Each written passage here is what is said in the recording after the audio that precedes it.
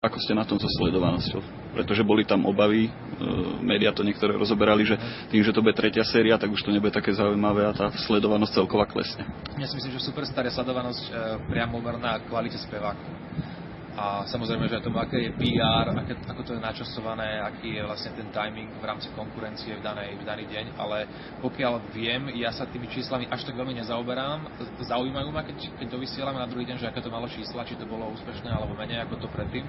A pokiaľ je tak trojka má castingové a semifinálové časti, čo je tá časť, ktorú teraz už reálne môžeme zhodnotiť, má minimálne na úrovni tých priemerných a nadpriemerných hodnôt jednotky a dvojky.